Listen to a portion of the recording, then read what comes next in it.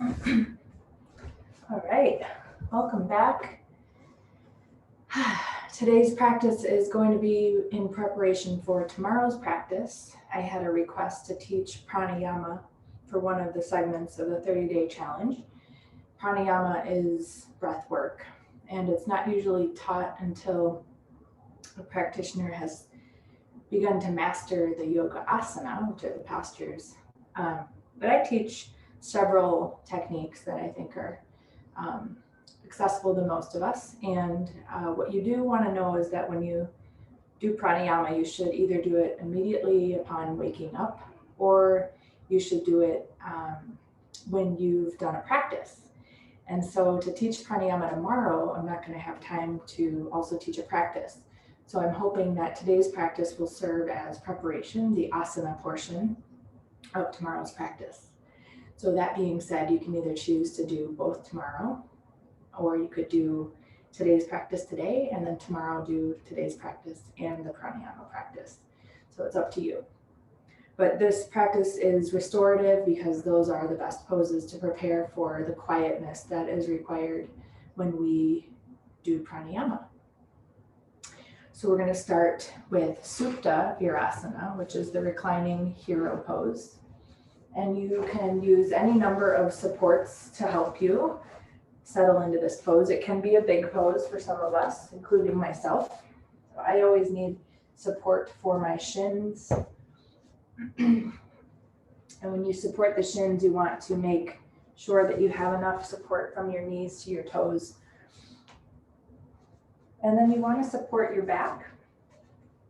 Some lucky few can just come down directly to the floor, while others of us need more height.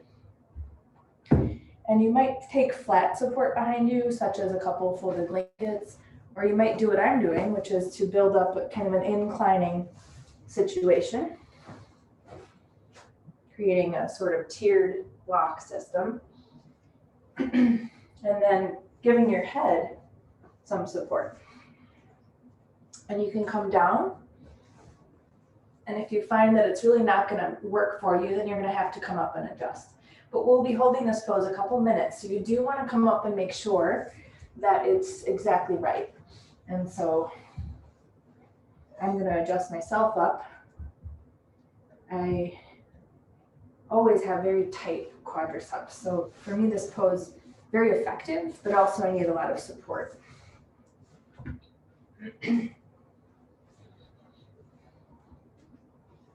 So this practice can also be very useful on days when you're fatigued, when you're emotionally exhausted, when you're low energy, when you're a little bit down. So we all have these days where the energy flags or the mood drops or something bad happened. We just need to kind of be restorative. So you can use this practice as pranayama preparation. You can also just have this practice on days when you need a little bit more kind of that quiet practice. And once you've settled in, you can begin to move your arms, just kind of opening up your body to this back bend. You might work with extended arms. You might grab onto your elbows and just start to open up the chest a little bit more.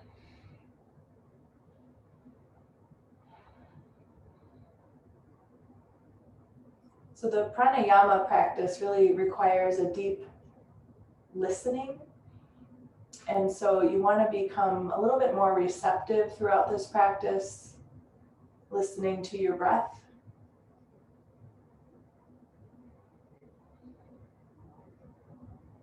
If you did cross your arms, just switch to the alternate crossing of the arms. We'll stay another half a minute.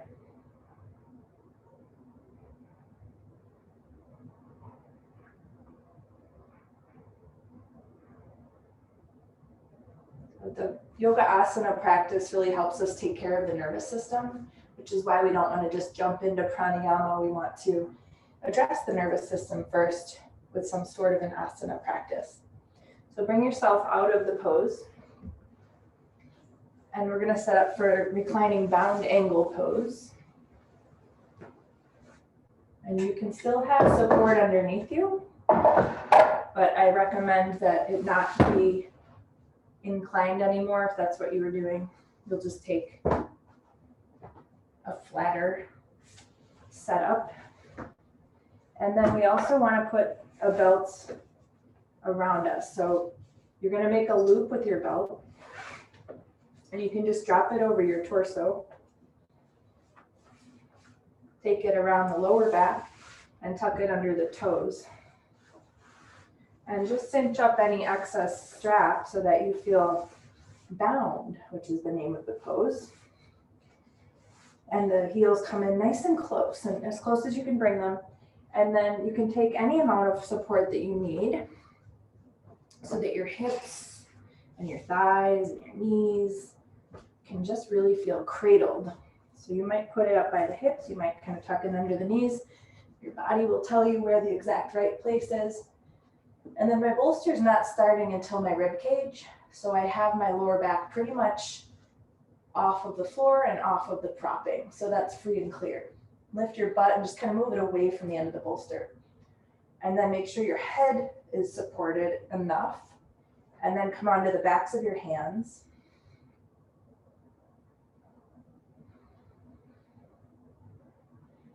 So a lot of us have tension, we might not even realize, in the groins. And groin tension can be limiting to the breath. And so this pose is a natural groin opener. It also helps us kind of open the lowest part of the diaphragm, pelvic floor. And so it's a really good pose to do to support breath work and to support your best breathing. It's also, as you can tell, very relaxing. And again, just kind of sharpening the ears, even if you can't hear your breath, making your ears a bit more receptive to your breathing.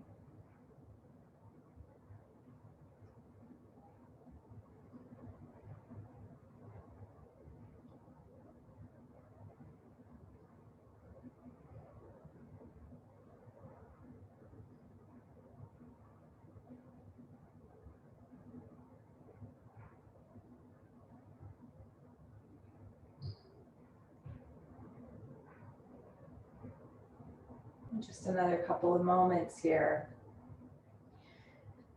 You might find it easier to slip one of your feet out. You might want to start to loosen the belt if you can find that buckle. So any way that you can, but throughout this practice, the idea is to kind of move in a way that doesn't really rattle the nervous system. It doesn't reactivate the nervous system. You're trying to really kind of cultivate a quietness. So you're going to free yourself from that contraption of your setup. And you can have a seat on a blanket. We're going to do a series of seated poses. But keep your props nearby because we're going to try to support the forehead with some of these. So once you're seated, extend your legs out in front of you. And draw your right heel up into the right upper inner thigh. Make sure to tuck something under the right knee if you feel like your knee is floating there and needs some support. We're going to attempt to get the head down on the left shin. So just build up a little bit of height. Know that you can also use your own hands as extra height. And then just kind of do a test run and see if it's going to work for you. And if not, just make it bigger, build it up. And then just try to really align your torso with the left leg. Come over the leg and ground your forehead. Coming into head to knee pose.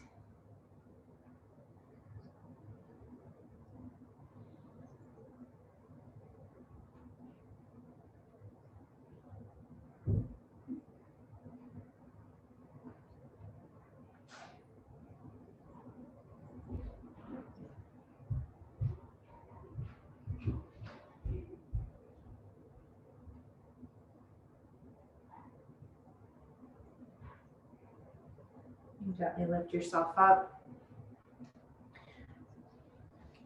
Move your props aside. Stand your right leg up and extend it. Use your hands behind the inner left knee. Just kind of draw the knee back, tuck the heel in. Support the knee if you need it. Propping the right shin, and then coming over the right leg.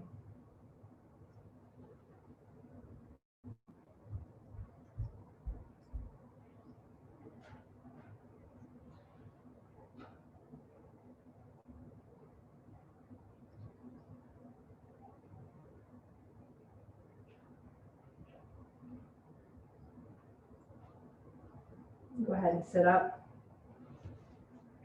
Moving your props aside. Extending the leg. Now we're going to go back to the right side bending.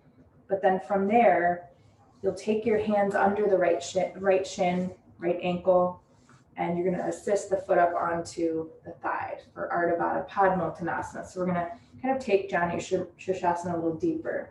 And again, support that knee. You now might need height if you didn't before because that knee is now higher. We're going to build the height up over the left shin again. Come forward and rest your head.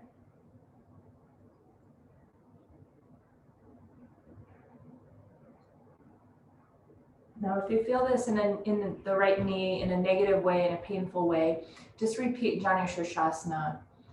It's never about the knee when we do hip openers. So if you're feeling it in the knee, it's a bad sign and you want to back off.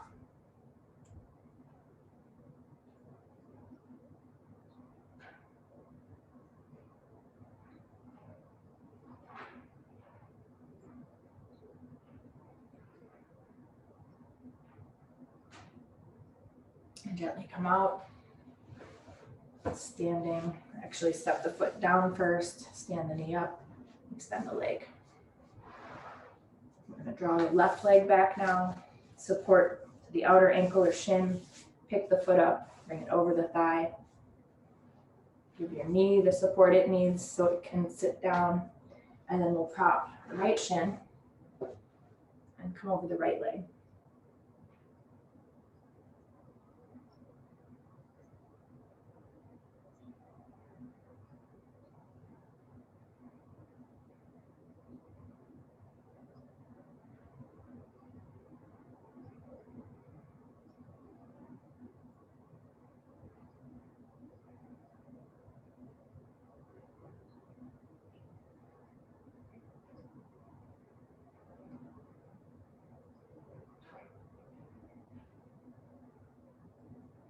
Now bring yourself up.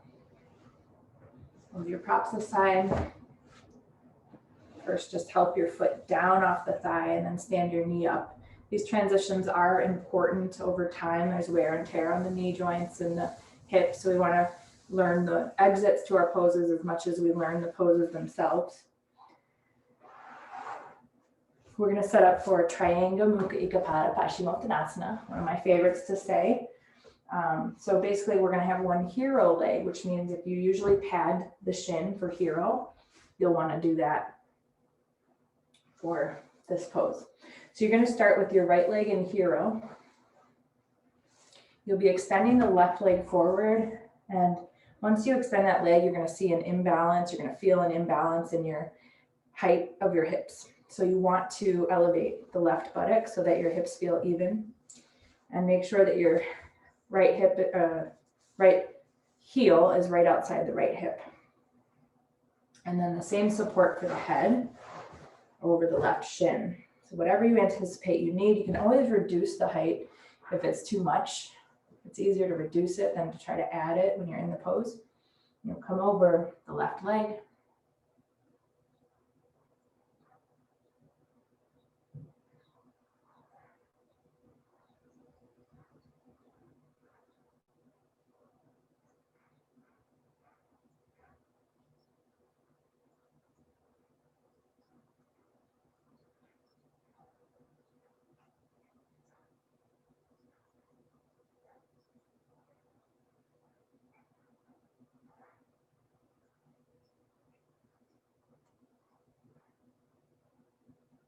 And lift your head and come up.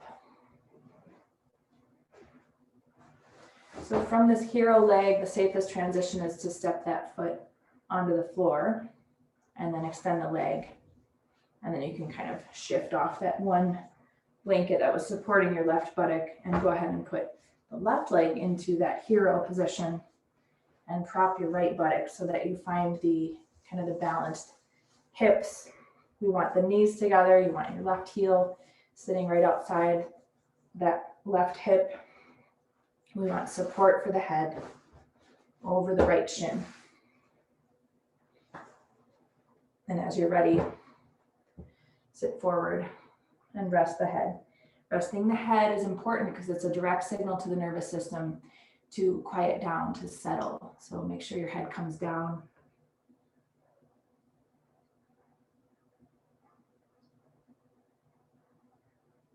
Bringing just a little effort to gripping the floor with those hero toes, that hero shin, because as you feel, you're still tempted to kind of sit down heavily on that right buttock, even though you've propped it. So keep redirecting your weight back to the left here, so you keep yourself really balanced.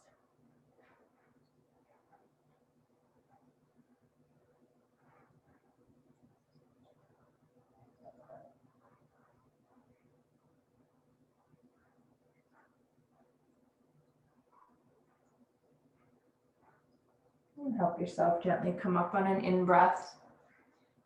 Move the head supports aside, standing that left foot up. And then sitting down, extending the legs. Move the height out from underneath the right buttock. Now we're going to transition onto a blanket corner for Upavishta Konasana. So you can take any amount of height, but just make sure that it's a corner you're sitting on. And we'll open the feet up nice and wide. We're going to have this head support out in front of us. So you want to kind of come down and see about your needs here. You might do a test run. And if it's not enough, you can always add blocks. You can work with an incline again. You can angle some blocks up to kind of have a range of height to work with. And once you find it, just open the legs as wide as they go, firm the legs, try to put the toes above the heels, and then sit forward and rest your head. And make sure you can breathe. So if you're resting directly on the bolster, have it push forward enough your nose hangs off the end. And of course, if you're on your arms or your fists, you should be just fine.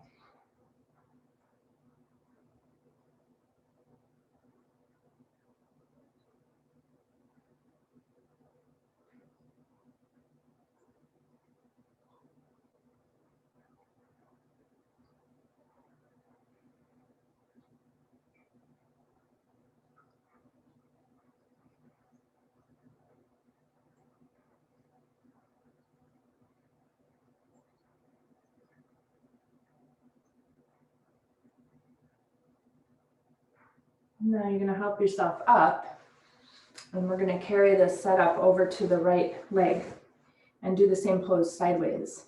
So you'll just prop your, whatever you have, over your right leg and come over the right leg.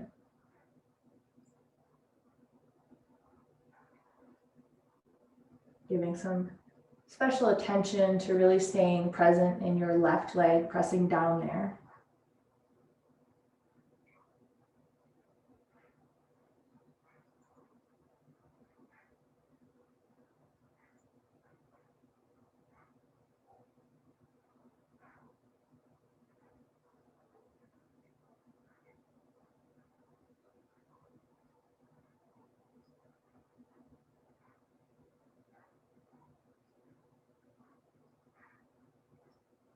Coming up on an in-breath, transition your props to the left. You can be on the thigh, you can be on the shin. It really depends on what you need and your comfort and your support. And you're just gently attempting to bring the chest more clearly over the left leg, but it's not going to be perfect, but just keep kind of steering it to the left. And again, pay attention to the leg you're not staring down upon and just anchored into the floor.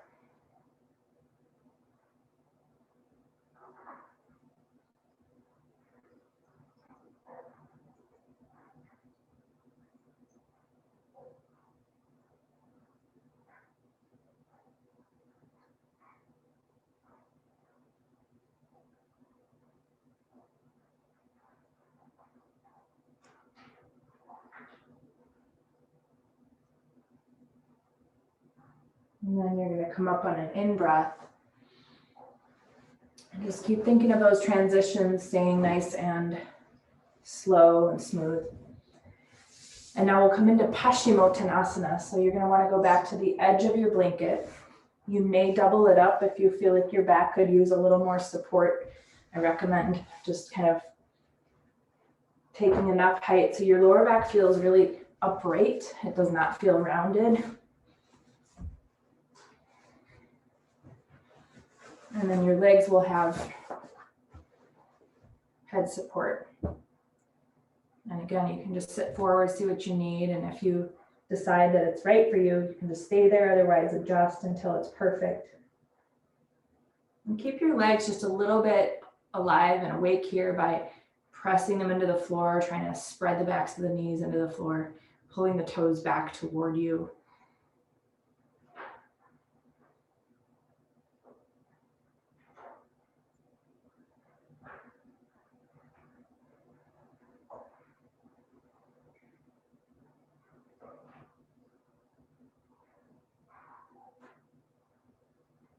Reducing height if that is needed.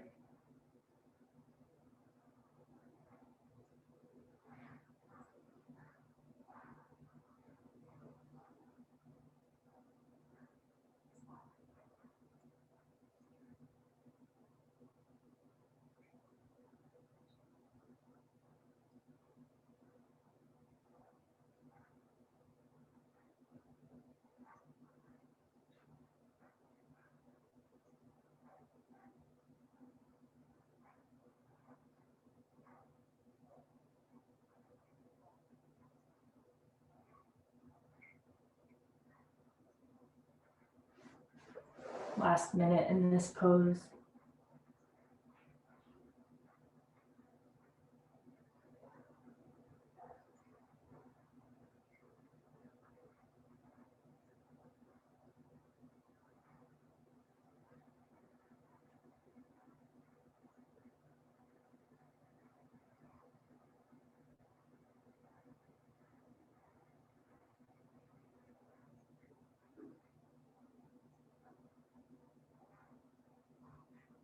Bring yourself up slowly.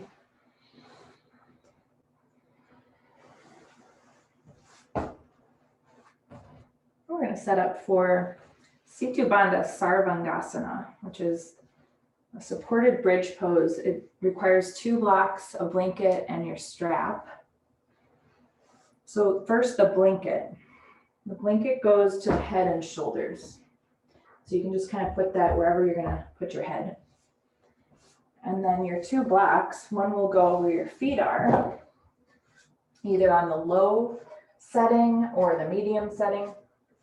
And then your block can just be available off to the side by your hips, the second block. So the important thing of this pose is that we want the hips and the feet on the same height. So these blocks should match whether you've chosen the low setting or the medium setting. You can do the high setting, but that is a very small amount of surface area for the heels. So I would recommend the low or the medium. You're going to use a loop around your thighs so that your legs really feel contained and you don't have to kind of grip and squeeze to keep your legs there. Another way to really support this pose is to do it with feet to the wall. But I know we don't all have the same setups at home, so I'm just trying to teach it with the awareness that most of us are not using a wall right now. So you can just kind of fit your legs together and squeeze them in tight. Anywhere between your hips and your knees is fine. The knees should just kind of come together and you feel contained. So then the blanket goes for the head and the shoulders. When you come down, just make sure that both are on that height, and then you're perfect if you see that. You're going to place the block underneath the sacrum first before you raise the feet. And it goes under the sacrum on the broad horizontal aspect.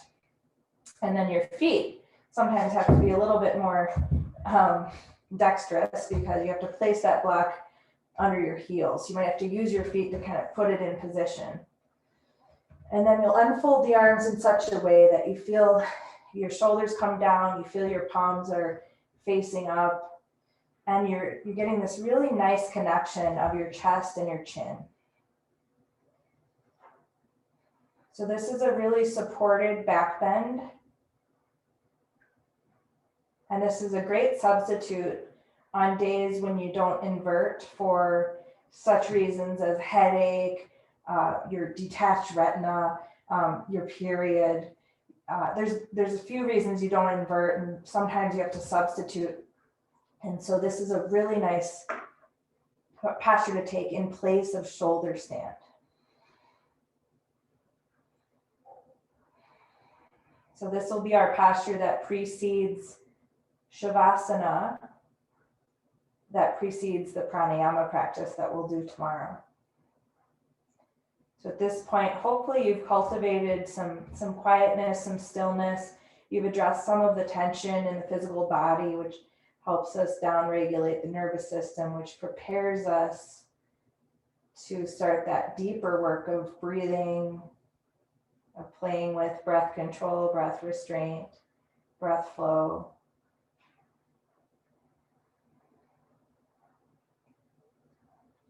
So asana is really only the third piece of an 8-limbed path of yoga. Pranayama is the fourth piece.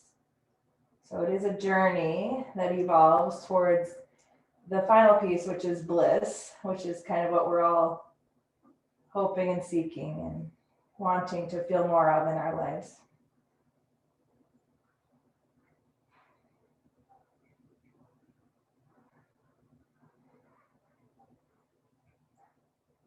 So there's a little effort required to be here, but hopefully you've found a way that you can have repose in the pose. You can feel somewhat surrendered. You're not waiting for it to end. You're able to stay present to each breath. Try to relax the forehead, the eyebrows, soften the jaw. And use your own breath as a tool to engage and occupy the mind.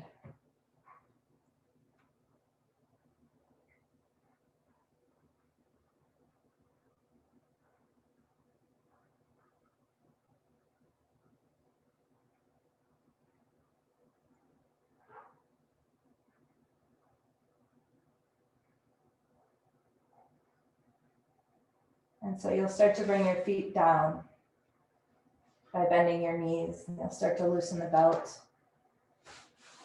And then once you're loose enough, you should be able to lift your hips and slide that block away. And then you can help your strap off of your legs. Remember, we don't really want to have a lot of stuff touching us in Shavasana. So once you've removed your strap, just kind of get it out of your way. Same with the block that's near your feet. Kind of push it off to the side. Take some time adjusting into the Shavasana pose so that you can really just let go on a physical level entirely. And we'll take the last minute and a half here, just kind of offloading any remaining effort from the body. With each passing exhale, just surrender that effort.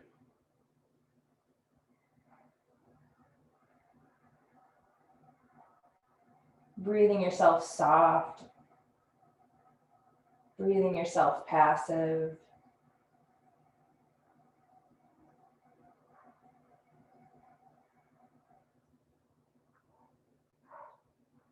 The places that are hardened, opening them up to breath. The places that feel closed off to breath, making yourself porous.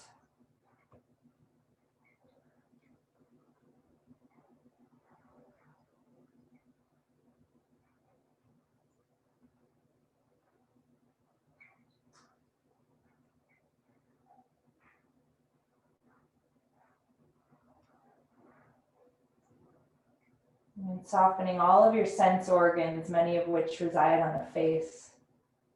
But remember to leave your ears a little open, a little receptive.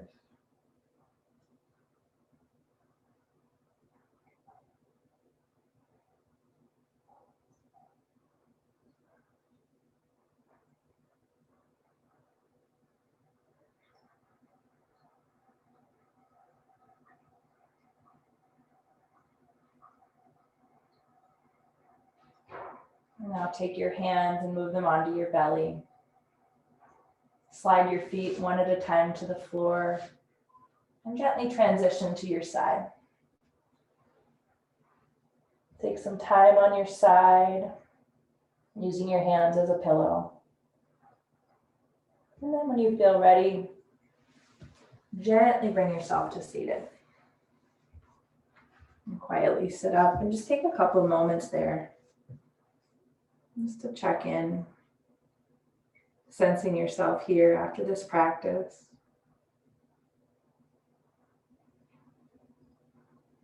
If you are going to transition into the pranayama practice, just watch that transition. Try to do so without agitating the brain or the body too much.